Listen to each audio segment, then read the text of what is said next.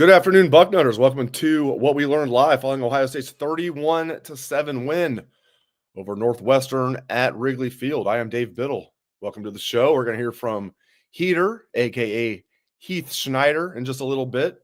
And then after post-game interviews, we'll hear from Patrick Murphy and Steve Helwagen from Wrigley Field. Again, welcome into the show. Not exactly what we wanted to see, but I'm okay with all of this, especially because it looks like the Buckeyes escaped with no injuries, no major injuries. I think we were all worried about J.J. Smith. G. Scott got banged up as well, but looks like they're both okay. I was shocked that Jeremiah came back in. They had that reverse they ran to him, or really an end around, wasn't a reverse. So, hey, the Northwestern guy was like tugging on his leg, a little dirty play there, but maybe it just scared JJ a little bit. So good news, he was able to go back in the game, but I would have preferred if he was just stayed on the bench the rest of the way. But again, welcome to the show, my friends. Early on, I did not like. Now it's you could argue it's a no-win situation when you have 3rd and 9 from your opponent's 37. You're either kicking a 54, 55-yard field goal with Jaden Fielding, who has the leg to do that, but you're probably not going to do that, especially in the windy city. I don't know if it was that windy there, but still, probably not going to kick a 55-yard field goal. But you don't want to punt, right, from the 37, because what if it goes in the end zone? 17-yard punt. Going for it, it's like, wow, it's 4th and 9. That's got to be the option. A little disappointing there because Ohio State's done a good job of going for it on 4th down this year, and they did not go for it on that 4th down. And the punt did not go in the end zone, to McGuire's credit. He kicked it inside the 10, barely, to the 8. But then the very next play, Northwestern was right back basically where they would have been if Ohio State would have gone for it on 4th down and didn't get it. You got to go for it. I mean, again, you could say it's a no-win situation, but punting, I don't think, is ever the answer. Unless it's it's easy to say, because I say this, never punt from inside your opponent's 40. Never punt from inside your opponent's 40. There are caveats, though. Let's say you get 1st and goal from the 8 or whatever, and you get backed up with penalties. You get a sack. All of a sudden, it's 4th and goal from the 39. Okay, I'm okay with punting on 4th and goal from the 39. Okay, but 4th and 9 from the 37 against this Northwestern team, you got to go for it there. Anyway, let's get to some more stuff. Boy, that JJ touchdown getting overturned early was a momentum changer. If Ohio State gets that, they probably roll to a huge win. Still win by 24. I bet they win by 45 if that stands, because it was twofold. In addition to taking a touchdown away from Ohio State, it gives Northwestern, because after Ohio State, makes the foolish decision, in my opinion, to punt, Northwestern has another long drive, goes all the way down and scores a touchdown to take a 7-0 lead. 14-point swing right there. And it's not lost on me that in college football, it's weird how you can replay the catch for Jeremiah Smith. And they probably ruled it correctly. I thought he didn't lose control of it. I guess by the letter of the law, that was the correct choice. You can replay that. On the same replay, you can watch the DB just absolutely draped all over him. Not reviewable.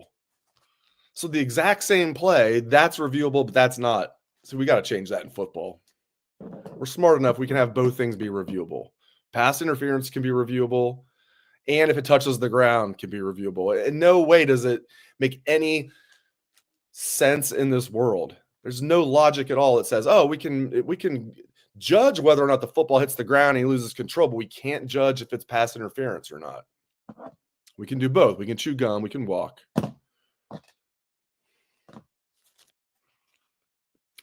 Overall, I'm okay with it. I mean, again, you beat Northwestern. I tended to think Ohio State, this could be maybe closer than what maybe a lot of us wanted.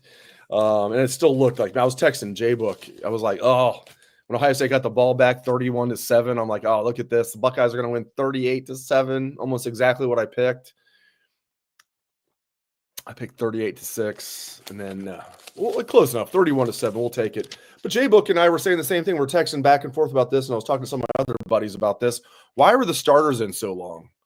I needed, especially after Jeremiah got hurt, keep him on the sideline. And then we listen, like I like what Devin Brown got just the one last series.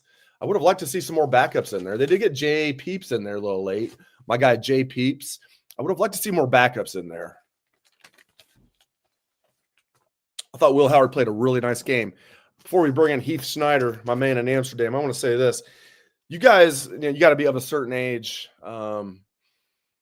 Did that pass from Will Howard to G. Scott Jr. look like Bobby Hoying to Ricky Dudley circa 1995 against Penn State?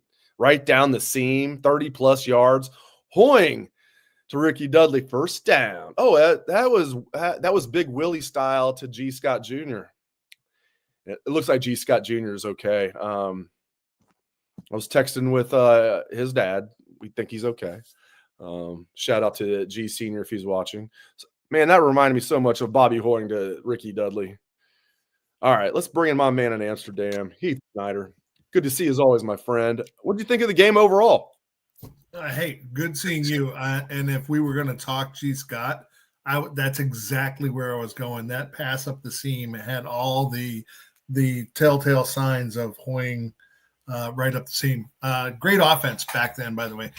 Overall, it was kind of what you expected. It was a game, a non-premier game against a non-premier team on a Big Ten network, non-premier big noon, not big noon kickoff. And you did exactly what you wanted to do, which was get through the game, keep it pretty crisp, and not get any major injuries. And it appears like you checked the boxes on all of that. I do have some hang up on the amount of yards or ease of yards that the defense gave up in the first half. I didn't like that. And other than that, offensive line in the first half took a while to get going in the run game. They were if you looked at the stats for Quinshawn and for Trey, they were both at 3 yards plus per carry, not where you want them to be, but by the end of the game, they were both over 5, and Trey was over 6, almost to 7 yards per carry. It just took them a while to get going. Yeah, Sue and many are asking about JJ. I think JJ's okay. I was shocked he went back in. Like I was like talking to one of my friends on Twitter there. He was like, well, I hope they keep JJ out the rest of the game now. I'm like, I'm sure they will, even if he's okay. And then we saw Coach Day went over and dap him up. You could see the relief on Coach. That's the second most relieved I've ever seen Ryan Day in anything involving Jeremiah Smith. With signing day. Signing day being number one. We got him. I thought I was in the first row. I thought I might need to catch Coach Day. He was like fainting. Yeah. Oh, I remember that. And just looking at him. And at first I thought, boy, he's a good actor. And then I was like, no, he's not acting. That's real. That is 100% real. Fantastic. It was like, I don't know why they would have put him back in. Go ahead. I don't know why they would have put him back in, Dave. You have a really huge game, unexpectedly huge game coming up next week. You clearly have this game in hand. He's already got 100 yards. Why? And 100 yards is no reason to put him back in if he had 99. Why would you put him back in and risk that? You've already got this game in hand. It makes no sense. But that gets into the nitpickiness that we are going to do when you're 9-1 on the season, and that's where you're at, right? It's kind of like where I've been with Will Howard and his deep balls. By the way, he looked really good on most of the deep balls today. That fourth down duck in the fourth quarter was not a good-looking ball. It had no velocity. It had no spin. It was ugly. And Tate probably could have done a better job of going to height to grab it rather than leaning into the defender. But either way, it was a poorly thrown ball. The first one on that overturned touchdown into an incompletion to JJ was as nice a deep pass as I've seen him throw all year. It was beautiful. And the ball to G was perfect too. And when I compared to the Ricky Dudley pass, that was more like Tony put it up here and Ricky went and got it. This was more like in the breadbasket. It's just down the seam. It was just like, wow. It just, and the time of the game, everything, like, just reminded me, not that this Northwestern game is on the level of the 1995 Penn State game after Penn State beat Ohio State's butt 63-14 the previous year. Then Ohio State had to go back to Beaver Stadium the next year for some reason. Scheduling quirks of that 95 Ohio State Penn State game felt like it was a huge game, and Ohio State won. It reminded me so much of that. My point is Will Howard's pass there, Heater. You're talking about the one to JJ, which was on point. He had a couple others that I thought were great NFL level throws. That one to G. Scott down the seam, NFL level throw, my friend. Yeah. The one, and I would also throw in the one that where he had JJ on a crossing route, and JJ took off down the sideline, took it to like the 20-yard line. The one he got hurt. He had a defender coming back across, and now I think if that defender had looked back at the ball, he might have realized that it was coming. But it was a tight window that he threw into. He completed it. Give him the credit that is due. And normally I sit here in our post games and we talk a little bit about Will being streaky, and as I look at his progression today, I don't see a lot of streakiness.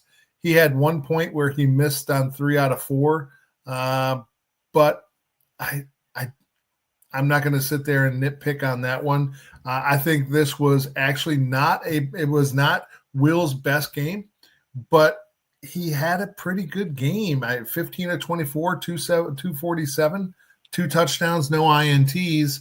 And I have taken a little bit of heat in my immediately after the game analyses that says I hate Will Howard. I don't. I just want to see him do the best he can. And this, I would say, he's progressing well. Yeah, we don't need Heater taking heat. Right? Let's go.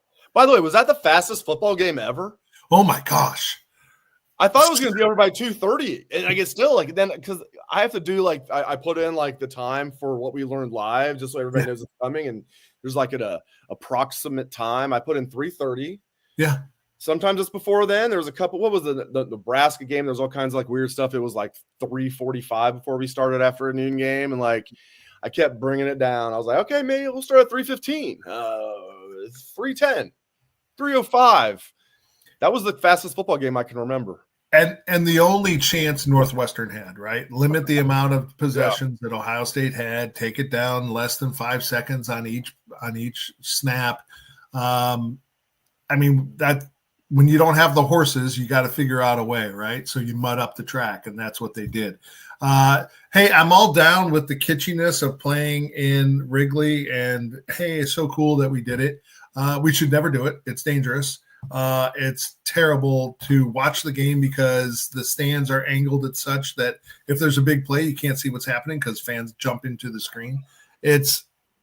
Once you get past it's Wrigley Field, it's a terrible place to play. Stop doing it. Am I wrong to think this? Like, if you told me before the game, this is exactly the scenario. If you told me before the game, Buckeyes win by 24. I don't know. It doesn't matter the score. Oh, excuse me, not even 24. They win. Yeah, they win by 24. 24. They win by 24. My Beaver Creek math is still there. 24. And there's no injuries, and we're assuming JJ's okay, considering the fact that, he looked okay in the side. Then he went back in the game and ran that reverse, then was mad that he didn't score. I was like, why is he – tell me that's a different number 4. Anyway, it's probably good that he went back in the game just because we know he's not hurt, but why would you risk it? Anyway, topic for a different day. My point is, my man – in Amsterdam, you told me before the game Ohio State win by 24 and nobody gets hurt. Again, assuming G. Scott and JJ are okay. Dude, take the money and run. Absolutely. Take it and run because you have a huge matchup next week. Again, unexpectedly huge matchup. I hate to say it. I think that Indiana's jumping the gun by giving the dude an 8-year extension, but that's probably a conversation. You have to do it if you're them, though, I think. You have to. You 100% have to. And did you see he gets $1 million per year that he sticks around? They better have a big buyout in there because even though they signed him, I'd like to see the contract. Even though they signed him to this contract, it wouldn't stop an SEC team from coming in and being, $8 million, that's cool, or $9 million. How about we give you $12 million a year? Yeah, 100%. And Well, even I hope if, there's a big let's buyout. say, That's good for the Big Ten. Go ahead. heaven forbid, let's say things go completely south in the next 3 weeks with Ryan Day and they lose all three, like Ohio State would seriously look over and say, oh, 8 million? Yeah, chicken feed. How about this? And come on over from Columbus West back to Columbus proper, and you'll be good to go. And I don't anticipate that's going to happen, but that million a year is going to be chicken feed in a couple of years when an SEC team comes calling, or a larger, USC. I mean, Lane Kiffin is in a doghouse. The only reason they haven't gotten rid of him is because they can't afford the buyout, and with profit sharing coming up, they're going to be completely hosed. So, that there's a lot of coaching moves that have not happened and probably will not happen because of what's on the horizon. And now we're getting into a completely different realm. I apologize for that, but that goes back to things I've been talking to you about since 2020 NIL and the transfer portal, being the downfall of what was once college football and the last bastion of amateur sports and playing for the team and for the school versus playing for the check, which is where we're at now. How about Carnell Tate? How cool is that? They even tried to get him a third. Yeah. I get it, because Chip Kelly would probably tell you in private, like, what are you doing throwing the ball deep all the time on fourth down? He'd be like, listen, it's freaking Northwestern is what he would tell you. Like, They probably wouldn't do that. Hopefully they wouldn't be doing that in a big game, but like it was like 4 different times they're throwing the ball deep on fourth down. Like, what are you doing? But like, it was really cool to see Carnell Tate get 2 touchdowns. They tried to get him a third on that fourth down, but really cool to see the Chicago native get a couple of touchdowns at Wrigley. Right in front of the hometown crowd, so to speak. And by the way, going for it on fourth down. Hey, if it works in the days of legend and lore with Craig Krenzel, why not? Right? Holy Buckeye. That was necessary, though. It was 4th and 1. It was not necessary to go 40 yards down the field. No, I mean, the Krenzel play you had to go for the Krenzel play. Yeah. You had to go for it. Yes. You did not have to throw 40 yards downfield. No, remember like what Tressel said? The play was supposed to go to Hartsock. Right. Well, not supposed to. That was the first read. Right. I think he was either double covered or Purdue just had somebody right on him. He was double. Krenzel stepped up, and I don't know if Jenkins was the second or the third read and just chucked it deep. Yeah. Holy Buckeye. Such an amazing play in the history of. But hey, if you're going to go for it on fourth, at least you have history of success. So let's do it. And again, like you said, it was Northwestern. You knew you were going to win. My only hang up with this game came in the first quarter-ish, maybe first half at the most, probably first quarter and a half, where you were just giving up too many yards. You gave up too many yards. You gave up too many third down conversions, and then later on fourth down conversions, which eventually against a good team is going to lead to really, really inconveniently timed points. You have to not let that kind of stuff happen. I know we only gave up 7 on the day, and I know that we only gave up 251 yards in total to them. Great, but in that first half, you saw it unfold in front of you. There were yards that should have been stopped on third downs. They should have been stopped on that 3rd and 13 was their first one, right? And they converted that. Yes. And that kind of set the tone for the first half, where it's like, guys, you are superior to them athletically and probably schematically. Why are you not then executing at the level that you should be? And that was frustrating. Again, that's going to lead to inconveniently timed points somewhere down the road, hopefully not next week when you're playing a top 5 matchup. Yeah, overall, I like the aggressiveness the defense came out with, but you're right, that 3rd and 13, man, that just was like, are you serious? Like, it's one thing if you give up 3rd and long, it still would sting, but like quarterback makes a great play, throws it, right. Receiver makes a great play down the field. Man, for you to give up like a run up the middle, well, they're definitely just trying to get extra yards, run the clock down and punt, and you let them get and I let them. I mean, Cam Porter's a good running back. Give him his props. Their quarterback's gritty.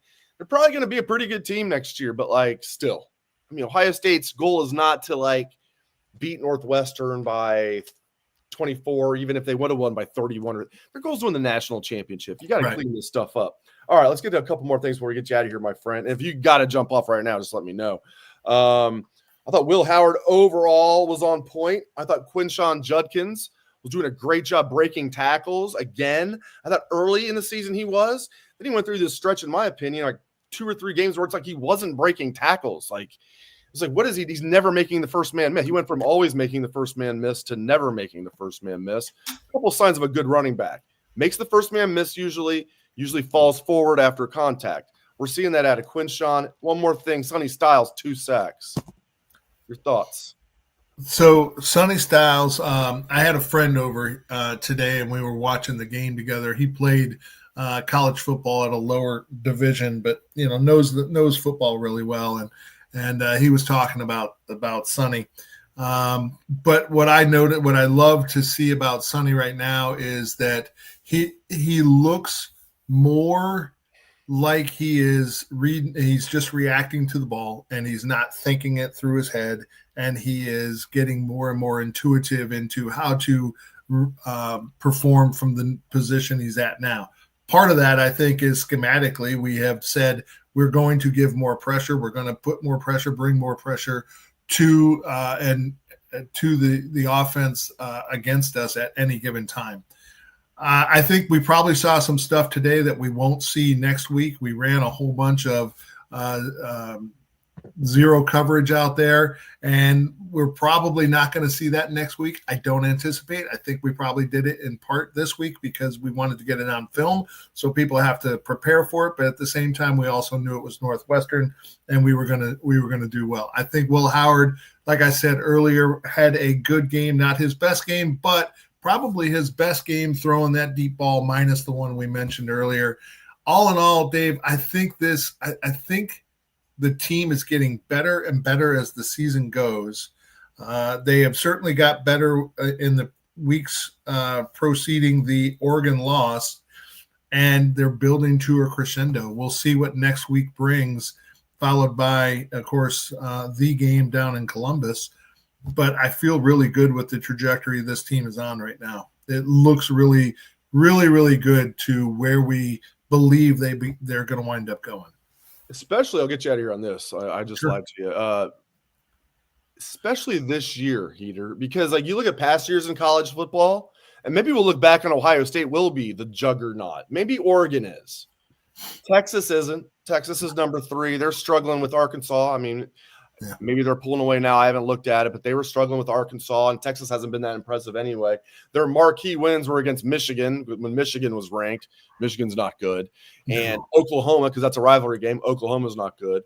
And maybe it will be Oregon. Maybe it will be our Buckeyes. But, like, compared to past years, I don't see – let's take Ohio State out of the equation. I don't see, like, a juggernaut in college football this year. If it is Oregon, Ohio State went to their place, lost by 1 point, raucous environment at night in the game they probably should have won. If that's the juggernaut, sign me up for a rematch on a neutral field. Yeah. So, does Ohio State have its flaws? Yeah. I still think Ohio State's the best team in the country, and I think there's a reason Heater right now, they are the betting favorite to win the national championship. So, Dave, I agree with you. And I think when you take that holistic look, I think you're 100% right. There's no Alabama out there that just sends shivers down your spine. Same with Georgia from, a couple of years ago, et cetera. Everybody seems to be eating themselves. By the way, Texas won 20-10 over Arkansas, but still 20-10 over Arkansas. I agree with you, and I believe that this is a season where you don't have – I think you have a team that's going to wind up winning a championship that you don't look back and say, oh, my gosh, that team is one of the all-time greats. This is not 2001 Miami, right, where you just sit there and think about – but at the same time, you can look at this roster and say, yeah, as this thing stacks up against the rest of college football, it's probably the best roster out there. Maybe they have the best coaching. We'll find out if they have the best execution. One of the things that that I have found this year is that we went into this year thinking that they were light in the depth of offensive line, and yet somehow they have lost 2 starters and have found a way to continue to do well on the offensive line. Thank goodness Carson Hinsman's out of the doghouse. Yes. I wasn't sure we'd ever see him again. He was on milk cartons across the nation, and now he's back in and appears to me to be doing a fine job as the left guard. This offensive line has gone from – this is not the 2014 offensive line where they didn't get a holding penalty after September, but this is an offensive line that is developing and getting the chemistry down after the jumble and reshake that they had to do with the injuries. I like where they're going, and I like what you said about the overall landscape of college football. Great stuff, Heat. Appreciate it, my man. Get on Bucknutters, and read Heaters immediately after the game analysis. It's must-read material. Thank you to my man in Amsterdam, Heath Schneider. Appreciate it, my friend. Later, brother. Thanks as always, Heater. He's becoming like a basically. If you know we're doing the post-game show, you know we're going to have Heater on. It's basically turned into that. Even if he happens to be in Vegas, I even told him, and I invited him on for the Oregon show. He's like, yeah, I'll do it. I'm going to be in Vegas with my buddies, but I'll do it. I'm like, no, don't worry about it. Don't worry about it. And he's like, no, we'll be watching the game from the sports book. I'll just go back up to the room. And, he was talking about how swanky his room was. No, he wasn't doing that. He might have been. But even when he's in Vegas, we have Heater on the post-game show. So, Heater, I love having Heater's analysis. All right, let's get to some of your questions here. Yeah, I know, I'm with you guys. Some of you guys maybe are just tuning in. I would have liked to see more backups. Then again, I'm sure Ryan Day is talking about this. I'm sure they're asking, how come you didn't get more offensive? Let's just look at the offense, for example. Why didn't you get more offensive backups in there? He's probably like, listen, we thought we'd get at least X amount of – we knew we wouldn't get a lot of drives. We probably thought we'd get at least X amount of drives. I don't know, 12, and they got a fraction of that. He's like, they probably wanted to get Will Howard at least 8 real drives. And I don't know if they're not trying to get him the Heisman. I think they know that Will Howard's not going to win the Heisman. Could he get an invite? Perhaps. I mean, his stats are really good. Came into the game 3rd in the country in passing efficiency. Is he going to? I think Kyle McCord has more passing yards than him. And look at McCord's passing efficiency. So all the people that wanted to compare stats with Will Howard and Kyle McCord can't be found right now. Yeah, I mean, could he be in New York as a Heisman finalist? Yes. Could he win the award? I don't think so. But I like Will Howard. Let's get this. That reminds me. Let's get to some. I think we have some people that are chatting about this, good ways and bad ways. We've had some people say Will Howard's really good. Hummus Hero on YouTube. Howard throws way more good passes than bad ones. He's a solid quarterback. Anyone saying he isn't is unreasonable. Unquote. I agree with that. I mean, I won't call our constituents unreasonable if they disagree, but reasonable people can disagree. No, but seriously, I hear it. I mean, I like Will Howard a lot. I mean, he came into this game throwing 74% completion percentage.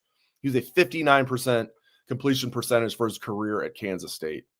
So, yeah, does it help playing for a Ryan Day, Chip Kelly offense? Does it help throwing to these receivers? Yes. Were his stats as Kansas State misleading? Yes. Both things are true. He was never a 59% passer. He was always way more accurate than that. Look at him now. Almost leading the country in completion percentage, 3rd in the country in passing efficiency. Yet, some people don't like him. Although it seems like actually a lot of you do. Trap Land Musket. I'm sorry, I'm mispronouncing it. I should put my reading glasses on. I don't know if he's talking about me because I keep saying that Howard is the guy that I believe can win a national championship. But to read the comment here, it says from YouTube, you keep saying Howard isn't the guy, but he's the best for this roster. I agree with you. You're probably responding to somebody else. If you're responding to me, then just letting you know I agree with you. Yeah, I don't know about the JT Barrett comparisons. Although you're not necessarily Bucknuts 88 on YouTube. Will Howard is our JT Barrett. You can win with him. Yeah, I mean, I know you're not saying they're the same player. I hear what you're saying, though. They're winners. Will Howard 2 years ago won a Big 12 championship at Kansas State. I know, Big 12. At least the Big 12 had Texas and Oklahoma in it at the time. It's not as big of a joke as it is now. Yeah, Will Howard's a winner.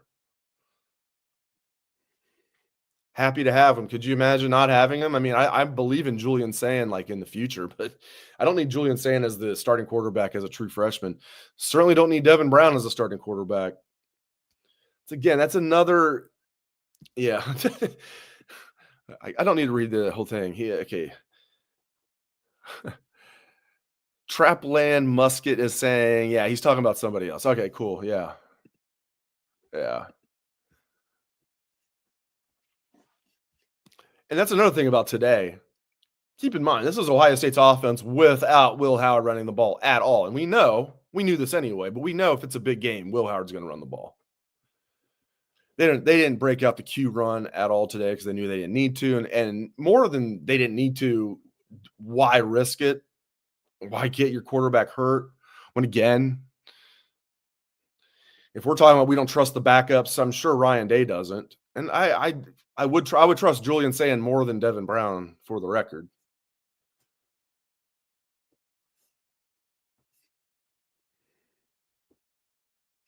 Yeah. Bucknuts 88. I hear you, man. Yeah, I know you weren't comparing skill sets. Yeah. You were saying they're both winners, gritty, leaders of men. I hear you. I think that's a good comparison. If you take their skill sets out, and their skill sets, frankly, aren't that much different, although Will's definitely a better passer. JT's a better runner.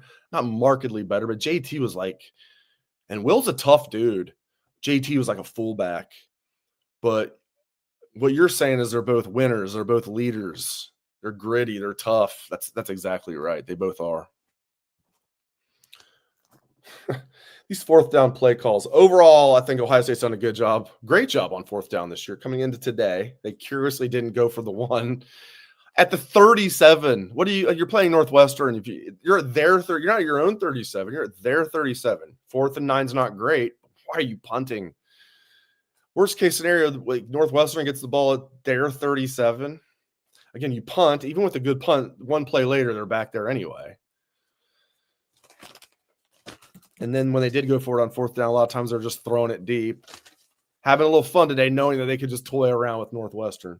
Again, though, I come back to this. If you're just tuning in, you told me Ohio State was going by 24 points, come away unscathed, assuming JJ's okay and G's okay. Looks like they're both okay to me.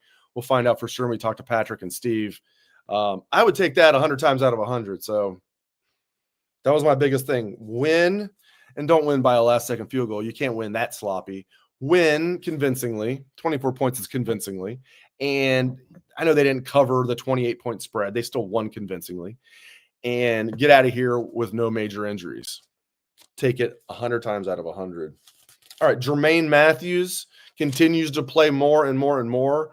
I think we learned he needs to play even more than that. I love Jermaine Matthews. Tackles well in space. He's good in coverage. Buck Vader on YouTube. I like that name, by the way. Buck Vader, Mr. Biddle. Please don't call me Mr. Biddle.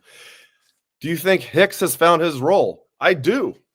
I think he's like the Jack role that we are like, oh, yeah, kind of making fun of it because they never used it really the last 2.5 years, even though it was a staple of Jim Knowles' defense at Oklahoma State. Well, now that Jim Knowles is able to do what he wants, we're seeing him actually use the Jack. We saw Mitchell Melton in that role a lot. We saw C.J. Hicks a little bit last week. Mitchell Melton hurt this week, so C.J. Hicks was out there a lot. To answer your question, yes, Buck Vader. I do think C.J. Hicks has found his role. Oh, look at this. Live. Ellie De La Cruz from Wrigley Field. It's Steve Helwagen. Steve Helwagen. I get you guys confused. Steve Helwagen live from Wrigley Field. All right, first thing, before we get to anything else, okay, J.J. Smith, is he okay? Is G. Scott okay? Anything else on injuries? Yeah, everybody seemed to be fine. Smith came back in the game and played later on. Yeah. G. Scott, I saw him walking out under his own power, didn't seem to be in any kind of bad shape. So this was Wrigley Field today, boys, right here. Unbelievable atmosphere for this game. one of a kind, although they are playing Illinois here in 2 weeks. But it won't be like this one, boys. It won't be like this one. This was the world-famous Ohio State Buckeyes today playing their first ever game at Wrigley Field. How crazy. That was really cool, and no one fell into the wall and crushed their skulls like people were predicting. Everything was okay. Everybody came out okay. That was awesome, Steve. And it looked like, correct me if I'm wrong, on TV, it looked like 80-20 at least Ohio State fans. I'm saying 70-30. They announced 70-30. over 38,100 people. Maybe that was what they could sell. And it seemed to me maybe 24,000 of that was Ohio State. And the bars are going to be kicking here in Wrigleyville for a few hours, I think. So if you're in Chicagoland and didn't make it to the game but want to party with a lot of Buckeye people, come on down because it's going to go late into the night, I think, down here at Wrigleyville tonight. There are thousands of Buckeye fans here, and the players and their families are now out on the field. Looks like Carson Hinsman and some other folks are out here. Oh, I love it. Enjoying a little bit of time on the field here at Wrigley Field, getting pictures taken. They are taking a minute here to really soak this in and enjoy it, and they deserve it. This team is 9-1 overall, 6-1 in the Big Ten, and they are going home next week to play number 5 Indiana. And here's the thing, Dave. Indiana plays Purdue to end the season. Indiana is 10-0. We can assume that Indiana is going to beat Purdue at home in the last game of the season. So you know what that means.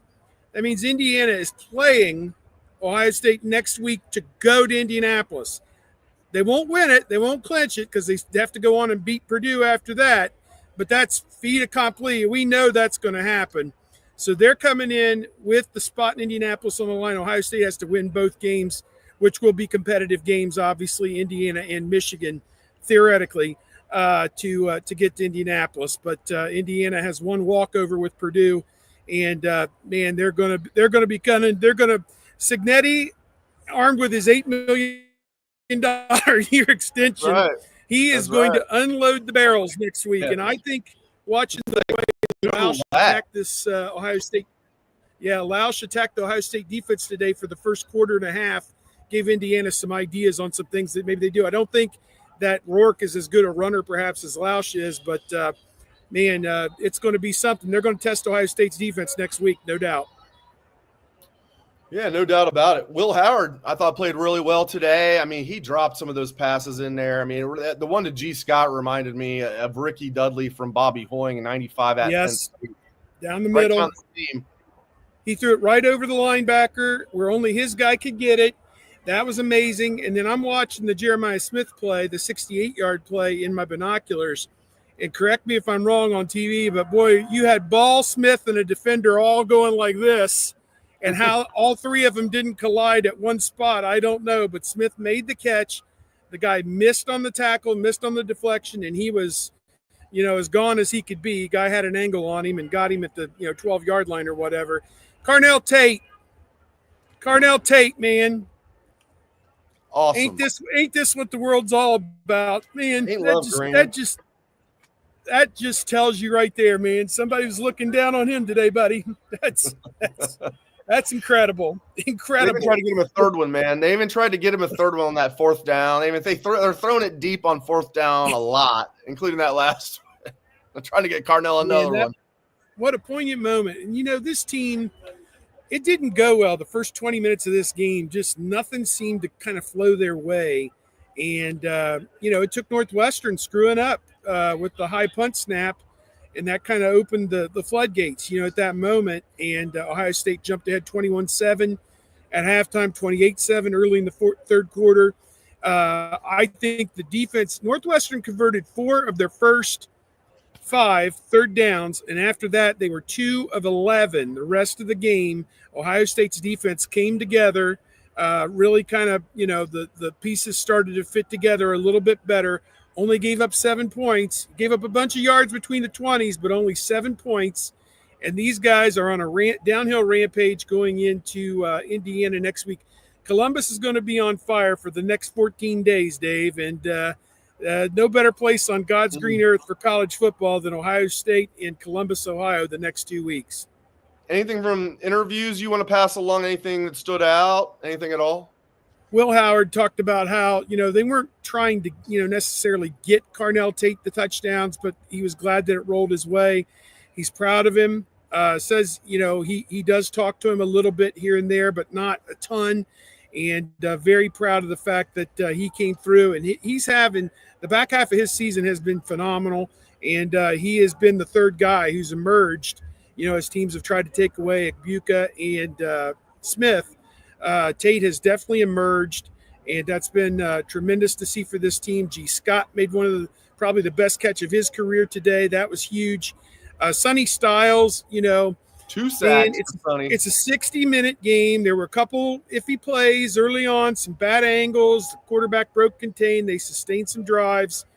But when the money was on the line in the third and fourth quarter, Sonny Styles came to play. And Styles, Simon, Downs, they're the guts of this defense right now. I thought early on Sawyer and Tui Maloau carried over their active nature and were outstanding. Obviously, Sawyer forced the fumble early.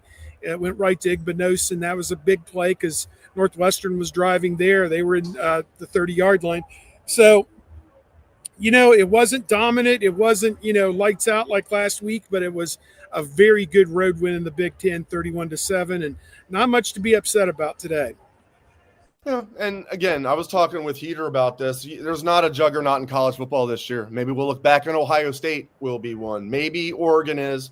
I mean, Texas goes to Arkansas today and struggles, comes out with a 20-10 win at Arkansas. So I like where this Ohio State team is at. I love where you're at, Steve. I love that you saw one of our Ohio teams win a game at Wrigley Field. I've been there with you a couple of times, seeing our Reds play the Cubs. Both those games didn't really go well. We saw Joey Votto hit a home run one game many moons ago, and then they had Edwin Encarnacion still with the Reds. That's how long ago that was. Get thrown out at home plate. He was safe by a mile. It was before they had replay. They called him out. I had to leave. I was so upset. You got up and just went to Cubby Bear. I needed to smoke. After you finished working today, you're going to go to Cubby Bear. If you guys are in Chicago, you're in Wrigley Field, go to Cubby Bear after the game, after the show. Steve Helwagen will be there for you guys to buy Steve Helwagen some beers. I was so upset with that play. I had to get up and go get a smoke and go to Cubby Bear, but I don't smoke anymore, so that's good. I'm going on 5 years no smoking, and I don't get stressed out like that anymore, Dave. I just let it happen, buddy. It's going to be what's going to be. So good on you for 5 years no smoking. Good on you. 5 years almost. 5 years. It's hard to quit crack, Steve. Good job.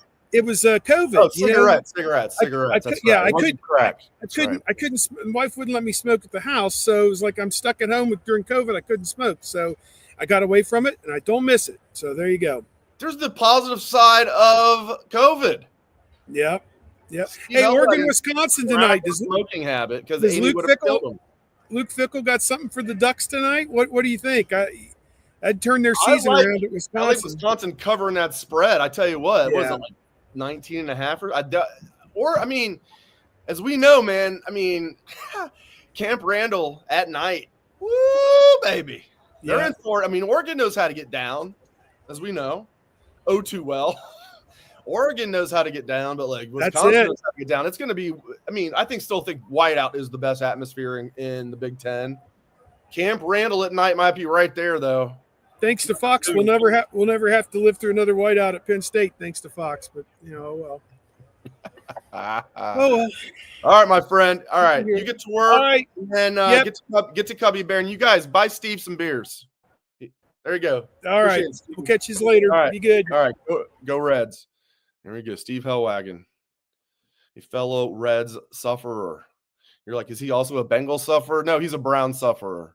So Steve's a Browns and Red sufferer. I'm a Bengals and Red sufferer. Got a lot of the Browns, Reds fans, people that are new to this. It's because for years the Bengals didn't exist. You got a lot of people that rooted for the Browns, rooted for the Reds, and they've passed that down to the younger generation. Either way, not good. Not good. I tell you what, this is good. Patrick Murphy. More of my friends coming from Wrigley Field. Patrick Murphy, welcome to the show. What's going on? Love the backdrop. I love it. Yeah, pretty cool. I had never been here before. I had been at one of the rooftop areas over there, but never actually in the stadium. So pretty cool experience, not gonna lie. All right, post-game interviews. Steve touched on this a little bit, but everything's okay health-wise with JJ Smith, G. Scott, everybody else? Yeah, seems like it. Wasn't touched on a ton, but G. Scott, after he was helped off, was kind of jogging on the sideline. We watched him just leave a few minutes ago. Didn't seem like there were any issues walking out. Same with Jeremiah. Obviously, he came back in. I'm not sure why didn't come back in, but Jeremiah did. Seems like you didn't really need either of them, but I think that's a topic for another day. I saw your Reds stuff there. I had to drink out of a Cubs cup. I'm a Cardinals fan, as you know, Dave. It Well, this is where we get along. Yeah, it was a little disgusting drinking out of a Cubs cup, but when in Rome, I guess you kind of have to do it. They served us ice cream, so I'll take it. Like out of a Cubs helmet? No, it was they're like pre-packaged ice cream. There's a Oreo ice cream sandwich. There was another like ice cream container. Yeah, so I'm gonna go have another one when we're done. You should have at least 5 more. I mean, those poor Cubs. I don't know how they're going to get by paying Dansby Swanson. Dansby Swanson might be the worst contract in Major League Baseball right now. All right, let's move right along. Right. Okay, real quick. Lynn's Breezy's on YouTube saying Ohio State fans are under Robert Fitzgerald's Twitter post cussing him out for twisting JJ's ankle. Okay, that was a low rent move, but don't do that, guys. Yeah, no, don't do that. No, this is football after all, right? Well, he did. It was a little extra. What do you think of that? Sure. Yeah, I mean, it certainly was, but I do think that these things happen from time to time in football. It's a violent sport. Let's leave it at that. But yes, I don't think people should be attacking a guy on Twitter, even if he made a dirty play. All right. I always like asking you just major takeaways. I know there's going to be more than one. Just give me your takeaways from post-game interviews. I know you guys talked to Coach Day, Will Howard. You don't have to go through everybody, but who else came out? Just some of the highlights from post-game interviews. Yeah, so I was in there for Coach Day. I came outside because they're having players out here, so I didn't hear Will Howard or Carnell Tate. Both obviously will be up on YouTube and on the site in a little bit. But we talked to Jordan Hancock, who said, basically they had to figure some things out. He mentioned, as did Coach Day, talking about the off week that Northwestern had and just feeling like they had some things prepared that maybe weren't on tape. They were ready for some of the stuff Ohio State did that maybe some other teams didn't have the time to, which is interesting because, as I'm sure everyone knows, Indiana has this weekend off. So I asked Jordan Hancock about that, and he said they just have to come out and be how do you phrase it? Like more ready for the unexpected stuff in a game like that. But he did think they adjusted well. I think, obviously you give up another drive there late, but a lot of backups were in. So I think the defense, once they figured some things out, were able to handle things pretty well. Not that this is a great Northwestern offense, though they did do some things. Didn't look scared of Ohio State early on. Who else did we talk to? Seth McLaughlin mentioned just how cool this was to see 90% of the stadium in scarlet. Somebody asked him if he ever had something like that now at Alabama. He did not answer that. I'm not sure if he heard the question because there were a lot of reporters around him. You think it was 90-10? It was close. So Steve right thought it down was 70-30. here. I was saying 80. I'm not there. I was saying 80-20. Steve thought 70-30. You're saying 90-10. So I'm going to go 80. I'm going to go 80-20. Sure. It was as much of a pro road crowd as I have ever seen in an Ohio State game. I tweeted out a picture. There was like one small patch, maybe two, but small patches of Northwestern fans in like one. It looked like it was a home game for Ohio State, and there were Northwestern fans kind of mixed in. And I don't think I've ever seen that, even at Ryan Field, where Ohio State usually takes over, Indiana, where Ohio State usually takes over. This was impressive. I'm sure Ohio State fans were interested in seeing how they did this at Wrigley Field. And no injuries, which obviously was key coming out here on this field, which I think held up pretty well. You can kind of see it in the background here. No chunks coming up. The walls weren't an issue, surprisingly. So all in all, I think this stuff in the field. Didn't they? Yeah, I think they did. Yeah. I mean, go ahead. Yeah, standing on it right now, you wouldn't know that they had to put some stuff over top. I walked over the home plate which is kind of off the field a little bit, but you can't really tell unless you kind of look and you can see the outline of the area there. So much ado about nothing with all the whining all week. Yeah. Not Yeah. from, to Ohio State's credit, Ohio State wasn't whining. Maybe behind closed doors, they aren't too happy about it. Man, special teams, like what is going on with the kickoff return? Like, what is going on with special teams? I know they had last week, they blocked a punt for the first time in ages. Awesome. Today, thanks to the long snapper snapping it 10 yards ahead, above the punter, they got the the botched punt. But like, dude, what are they doing? This special teams is still, and you even asked Coach Day about this past week. Special teams is not getting it done still. No. I mean, I think you get the block punt, but then you're right. I saw your tweet during the game. You can fair catch it for 25 yards, but you're returning it to the 15-yard line.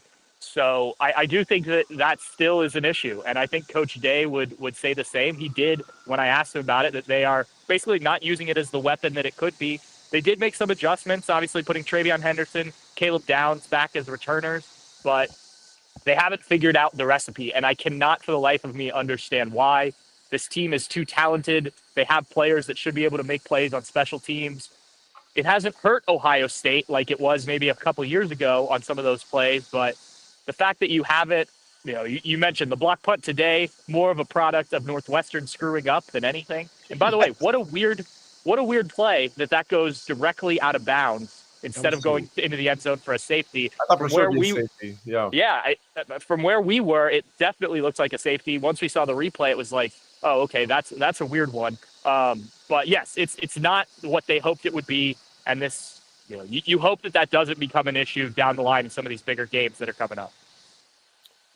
What was it like? A couple more things. I want to ask you about Will Howard in a moment, but like the press box, just the scene, like what was it like? I know you guys were kind of like a little behind the action, but it had to be pretty cool being in there. I mean, same press box as Harry Carey was once in. They saying take me out to the ballpark, which was awesome. Like I was getting chills even watching it from home. Like just give us some thoughts covering this game from the press box at historic Wrigley Field.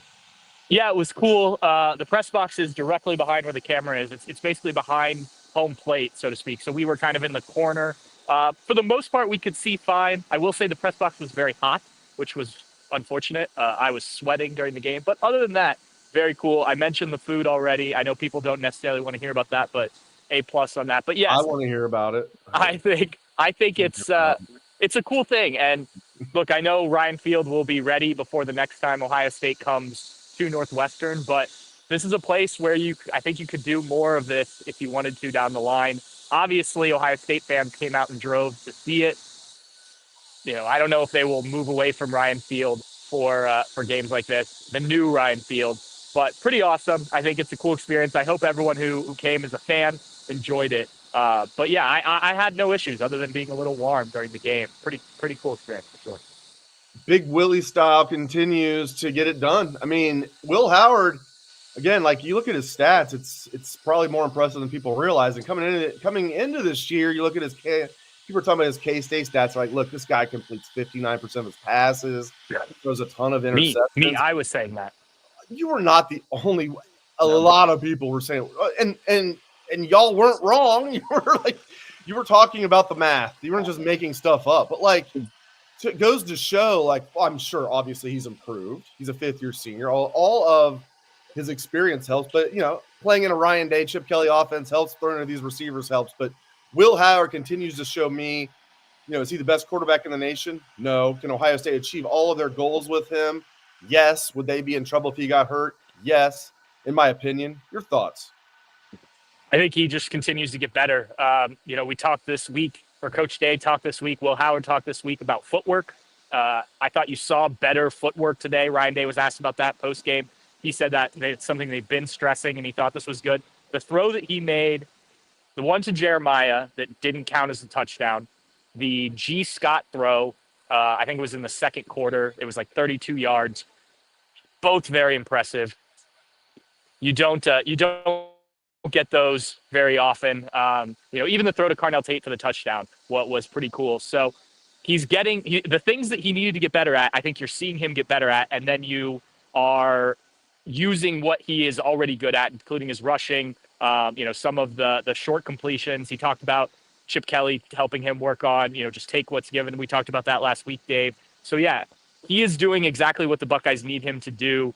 And, obviously tougher tests ahead than this Northwestern pass defense, but they knew that they were in for a tougher time running the ball with the way Northwestern, loads up the box. Coach Day talked about the fact that they were going to have to push the ball down the field, and they did. And so I think that was an effective strategy today. All right. I really appreciate your insights, my friend. I'm not afraid to lay a little, I don't bet a lot, but I'm not afraid to lay a little bet down every now and then. I'm going to gamble that you and Steve and others are going to be headed to the Cubby Bear after you're done working. It's a good bet. We'll be going somewhere. I can promise you that. I've got some friends here too that I have to see. Maybe a certain former Columbus Crew soccer coach that I've been reaching out to, hopefully to meet up. So we'll see. It should be a nice Saturday night here in Chicago. Was he also a former United States men's national team coach? Maybe. I can't say anything more. Does his last name begin with a cool letter? It does. Listen, if you guys are out at the Cubby Bear tonight, buy Patrick a drink. I said buy Steve a drink, buy Patrick a drink too. And you don't have to buy, the coaches. I'll here. If you're good at lip reading, you don't have to buy him a drink because he's rich, but you need to buy Patrick a drink. All right, good stuff, Patrick. I appreciate it. Real quick, as we were waiting to go down into the dugout to go to the post game, there was a couple gentlemen who had several drinks in hand, even that were yelling at Steve and I. So we have a reputation, and I'm pretty proud of it. I'm going to be honest. They were whistling at you. You said, yeah. They were yelling. Well, what? I mean, that's what Steve does. Yeah. You're just along for the ride now, apparently. I guess. Yes, they're yelling at us to get off the field. So I'm gonna go. But good rest of the show. So I can yell at them to stop yelling at you. Well, hey, they're making everybody leave. Hey, tell the workers, go Reds. We're coming for you. All right, good stuff, Patrick. Appreciate it, man. All right, thanks, Dave. All right, buddy. Thanks, man. Look at them yelling at my guy to get off the field. What do you think this is? They have the world famous Ohio State Buckeyes in town. This isn't like your normal football game. Northwestern, that's foreign to them, a big time football game. By the way, I loved Ohio State calling timeouts at the end of the first half for no reason other than to be like, it was a bleep you to Northwestern. And I don't fault Northwestern for doing what they did. David Braun is a good coach. If we were Northwestern fans, we'd be saying, I love this guy. They backed into a really good coach there. They brought him in as defensive coordinator. He never was defensive coordinator. One game at Northwestern because Fitzgerald got fired and then he got, promoted to interim head coach. And I'm thinking, there's no way this guy is taking over disaster. This is last year, 2023. And he leads them to an 8-5 season and then gets the job long-term, gets the long-term contract. David Braun's a good coach. And I don't fault him at all for bleeding the clock down like he was. And, it was excruciating. And I thought it was hilarious that Ohio State gave it right back to him with those timeouts at the end of the first half. So gamesmanship. I don't like dirty play. I don't like cheating, but gamesmanship. I'm all about it. And yeah, there's a thin line. But I mean, unless you're stupid, you know the difference between cheating and dirty and gamesmanship. Sonny Styles, good. And the first one wasn't, he just cleaned up. The second one, he just flew in there, but good to see Sonny Styles get 2 sacks. He continues. By the way, Sonny Styles is your leader in tackles on this team. Now, tackles are a very misleading stat in football at times. Still, Sonny Styles leads this team in tackles, 2 sacks today. He continues to get better and better and better. It's his first year playing linebacker. We forget that. We forget really he's should be a sophomore. He graduated high school early. Was playing as a true freshman when he was 17. Should have been a senior in high school. Great to see that. Jermaine Matthews, I mentioned this earlier. Jermaine Matthews, he is playing more. I feel like he should play even more. Every time Jermaine Matthews, not every time, no one's perfect. Jermaine Matthews just, to me, needs to play more. And it's not like I'll bench this guy because I'm not sure between Igbinosun and Burke, who I was very high on both of them coming into the year. Mea culpa. I was very high on both of them. I thought Burke would be a first rounder and Igbenogson would be a second rounder. I shouldn't even admit that, but I did. And I still think both those guys are going to play in the NFL and will get drafted. I still am glad they're Buckeyes, but I think Jermaine Matthews needs to play more. And he is playing more, to Tim Wilton's credit. He is playing more. I'd like to see him play more. So, again, great to see Carnell Tate. We've talked about it throughout the show, but great to see Carnell Tate go back to Chicago and have 2 touchdowns. And he had one that was down to the 1 yard line. That was a tremendous catch. Go back and watch that if you see the reverse angle. Even the one they showed from behind the play, it was like, wow, that was a good catch. If you see the one where what he had to do on that play, it was a tremendous catch. Carnell Tate being the number 3 wide receiver on this team. Are you kidding me? I mean, he's the 3rd receiver on this team. It's almost splitting hairs between him and Emeka as the number 2, but still. Carnell Tate's your number 3 receiver. I'm on 95% of the teams in the country, he'd be the number 1. I don't think that's hyperbole. Correct me if I'm wrong. What do you guys think? Like 95% of the D1 teams, I'm including group of 5 teams. About 95, probably at least 90% of D1 teams, he would be the number 1 receiver. He's number 3 for Ohio State behind J.J. Smith and Emeka Egbuka. It's crazy.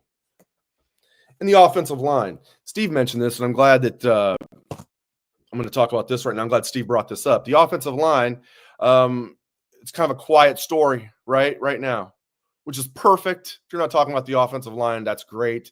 They played well today. I'm looking forward to rewatching the game. I've been forcing myself a few plays a game to just focus on the offensive line, which I've never been good at watching it live.